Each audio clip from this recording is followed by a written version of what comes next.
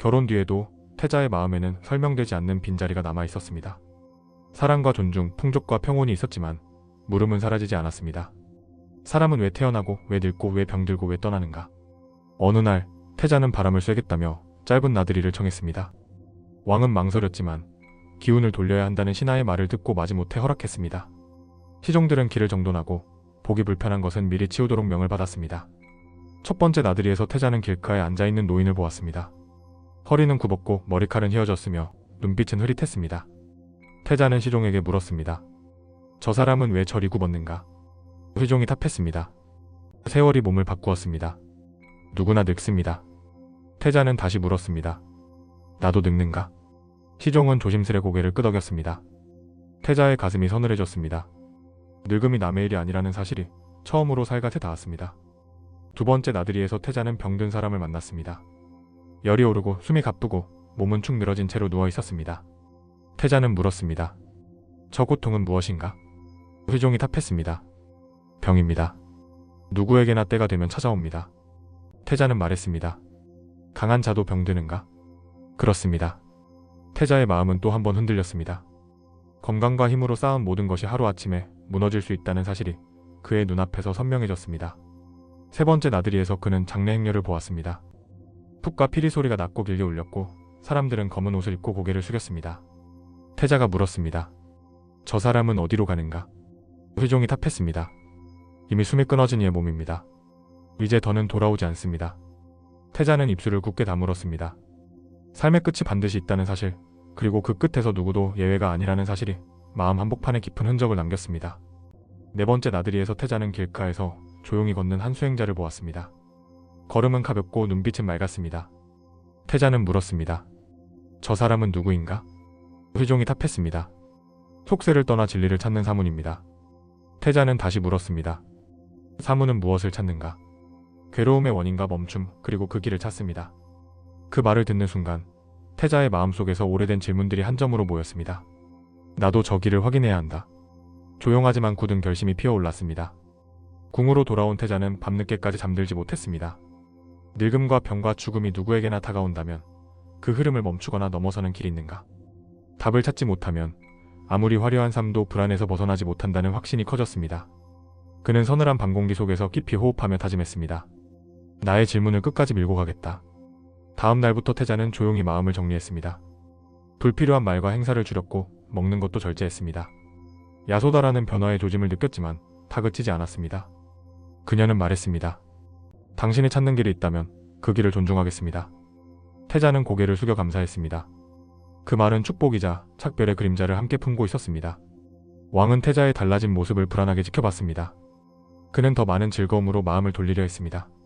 새로운 정원, 더 큰 잔치, 더 눈부신 장식. 그러나 태자의 마음은 이미 다른 곳을 바라보고 있었습니다. 왕은 마침내 말했습니다. 세상의 고통은 밖에만 있는 것이 아니다. 궁 안에도 괴로움은 있다. 태자는 조용히 대답했습니다. 네, 아버지. 그래서 더더욱 길을 찾아야 합니다. 왕의 눈빛이 흔들렸습니다. 태자는 자신에게 물었습니다. 나는 무엇을 떠나고 무엇을 지키려 하는가? 그는 가족을 사랑했고 백성을 아꼈습니다. 그러나 사랑과 책임만으로는 괴로움의 근원을 뽑아낼 수 없다는 사실을 알았습니다. 만약 길이 있다면 그 길을 찾는 것이 사랑을 저버리는 일이 아니라는 생각이 들었습니다. 오히려 진정한 도움을 주려면 먼저 진실을 확인해야 한다고 마음먹었습니다. 그 무렵 야소다라는 아이를 잉태했습니다. 소식은 궁을 기쁨으로 채웠습니다. 태자도 기뻤습니다. 그러나 기쁨의 이면에서 그의 질문은 더 절실해졌습니다. 아이에게 어떤 세상을 물려줄 것인가? 그는 마음속으로 아이에게 약속했습니다. 내가 길을 찾겠다. 길이 있다고 증명하겠다. 여린 생명 앞에서 그의 결심은 더욱 단단해졌습니다. 어느 밤 태자는 깊은 숨을 들이켰습니다. 그리고 마음속으로 작게 외쳤습니다. 지금 떠나겠다. 그는 조용히 일어나 말을 탔습니다. 충직한 마부 찬나는 말없이 따랐습니다. 궁의 문이 천천히 열리고 밤의 길이 앞에 놓였습니다. 태자는 마지막으로 궁을 돌아보며 속삭였습니다. 원망하지 않게 해주소서. 내가 돌아올 때 더 큰 자비로 모두를 이롭게 하게 하소서. 도성의 불빛이 멀어지자 마음은 오히려 더 맑아졌습니다. 바람이 차가웠지만 결심은 따뜻했습니다. 태자는 머리카락을 자르고 장신구를 벗어 찬나에게 맡겼습니다. 이것들은 집으로 돌아가 전해주게. 찬나는 눈물을 참으며 고개를 숙였습니다. 태자는 옷을 간소히 하고 깊이 절을 올렸습니다. 이 몸과 마음을 진실을 찾는 일에 바치겠습니다. 그 순간 마음속에 두려움이 스쳤습니다. 그러나 그는 배운 대로 호흡을 고르고 두려움이 일어나는 자리와 사라지는 자리를 관찰했습니다. 두려움도 조건 따라 일어나고 조건 따라 사라진다. 그는 걸음을 내디뎠습니다. 길은 어두웠지만 발걸음은 또렷했습니다. 늙음과 병과 죽음, 그리고 괴로움의 멈춤을 향해 나아가는 첫걸음이었습니다. 출가의 결심을 굳히기 전날 밤, 태자는 야소다라와 오랜 시간을 함께 보냈습니다. 그는 조용히 말했습니다. 내가 마음속 물음을 외면할 수가 없습니다. 야소다라는 그의 손을 잡고 답했습니다. 당신의 마음을 안다고 말할 수는 없지만 당신이 정직하다는 것은 압니다. 정직한 마음이 선택한 길이라면 그 길이 멀어도 저는 기억하겠습니다. 태자는 눈을 감고 고개를 숙였습니다. 미안합니다. 그리고 고맙습니다. 찬나에게도 태자는 오래된 마음을 털어놓았습니다. 그동안 내가 나를 지켜주었지. 오늘은 내가 나를 지키겠다. 찬나는 말했습니다. 전하, 길이 험하면 돌아오십시오. 태자는 고개를 저었습니다. 돌아옴이 떠남을 무르게 만든다면 떠남은 헛것이 된다. 오늘은 돌아서지 않겠다. 찬나는 더 말하지 못하고 말의 고삐를 잡은 손에 힘을 주었습니다. 태자는 스스로 다짐을 정리했습니다. 첫째, 살생을 멀리할 것. 둘째, 주지 않은 것을 취하지 않을 것. 셋째, 거짓을 말하지 않을 것. 넷째, 흐트러짐을 경계할 것. 다섯째, 탐욕과 분노가 일어날 때 곧장 알아차릴 것. 이 다짐은 훗날 계율의 기초가 될 씨앗이었습니다. 그는 말했습니다. 길은 밖에만 있지 않다. 길은 내 마음에서 시작된다. 길가의 어둠 속에서 태자는 하늘을 올려다보았습니다. 별빛은 멀었지만 그 멀미 오히려 마음을 단단하게 했습니다. 나의 떠남이 도피가 아니기를. 탐욕을 버리고 명예를 버리고 사랑을 이용하지 않기를. 그는 스스로를 시험하듯 고개를 끄덕였습니다. 내가 나를 속이지 않는지 매 순간 살피겠다. 밤바람이 스칠 때 태자는 가족을 떠올렸습니다. 아버지와 어머니 야소다라, 그리고 아직 얼굴을 보지 못한 아이. 마음이 아렸지만 그는 스스로에게 물었습니다. 내가 지금 붙들고 있는 것은 사랑인가? 집착인가? 사랑이라면 넓어질 것이고 집착이라면 옮겨질수록 상처가 깊어질 것입니다. 그는 사랑을 넓히기로 했습니다. 돌아올 때 더 큰 자비를 가지고 모두를 품겠다. 해가 기울 무렵부터 시작된 길은 점점 깊은 숲으로 이어졌습니다. 새벽녘, 태자는 말에서 내렸습니다. 이제부터는 내 발로 걷겠다. 찬나는 말고삐를 잡고 묵묵히 따랐습니다. 두 사람은 조용히 헤어질 곳을 찾았습니다.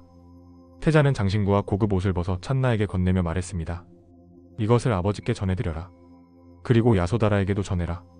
나의 마음이 원망이 아니라고. 찬나는 울먹이며 대답했습니다. 전하, 부디 몸을 보전하시길. 숲 가장자리에서 태자는 스스로 머리카락을 잘랐습니다. 칼날이 스치는 순간 마음도 함께 가벼워졌습니다. 그는 몸을 낮추어 큰 절을 했습니다. 오늘부터 나는 길 위의 사람이다. 이름과 지위를 내려놓고 물음과 배움으로 살겠다. 그 말은 약속이었고 스스로에게 한 맹세였습니다. 그는 물가에서 옷을 씻어 간소하게 갈아입고 첫날의 해를 맞았습니다. 첫걸음은 작았지만 방향이 분명했습니다. 그는 마음속에 세 가지를 새겼습니다. 보는 것을 있는 그대로 보자. 일어나는 것을 있는 그대로 알아차리자. 일어난 것을 바르게 다루자. 이 간단한 원칙은 낯선 길에서 그의 중심을 지켜줄 등불이 되었습니다. 태자는 발바닥의 감각을 느끼며 걸었습니다. 땅은 단단했고 바람은 맑았습니다. 두려움은 있었지만 후회는 없었습니다. 태자는 먼저 배울 스승을 찾기로 했습니다. 마음을 고요히 하는 법을 익히고 사유를 날카롭게 다듬어 괴로움의 뿌리를 뽑고자 했습니다. 길이 있다면 이미 누군가는 그 길을 걸었을 것이다. 나는 그 발자국을 확인하고 나의 길로 이어가겠다. 그는 자신에게 엄격하되 타인에게는 너그러울 것을 다짐했습니다. 나는 내 마음을 단속하고 남의 허물은 쉽게 말하지 않겠다. 그 다짐은 첫날 해와 함께 더욱 또렷해졌습니다. 멀리서 새들이 날아올랐습니다. 태자는 그 모습을 보며 조용히 속삭였습니다. 나도 언젠가 마음의 하늘을 날게 되기를. 길은 다시 숲으로 들어갔고 그의 발걸음은 한층 단단해졌습니다. 늙음과 병과 죽음, 그리고 괴로움의 멈춤을 향한 여정이 본격적으로 시작되었습니다. 이제 그는 더 이상 왕궁의 태자가 아니라 진리를 찾는 길의 수행자였습니다. 그는 마지막으로 스스로에게 물었습니다. 오늘의 떠남이 누군가의 슬픔을 키우는가? 이어서 답했습니다. 슬픔을 끊는 길을 찾으려 떠난다. 내 떠남이 언젠가 모든 만남을 더 깊게 하기를. 숨을 길게 들이쉬고 내쉬며 그는 한 발 더 내디뎠습니다. 해가 높아졌고 그림자는 짧아졌습니다. 그의 결심은 더 또렷해졌습니다. 그리고 그는 마음속에 한 문장을 새겼습니다. 오늘의 질문을 잊지 말자. 질문은 등불이었고 등불을 든 자는 길을 잃지 않을 것입니다. 태자는 등불을 품고 더 먼 길로 걸어갔습니다.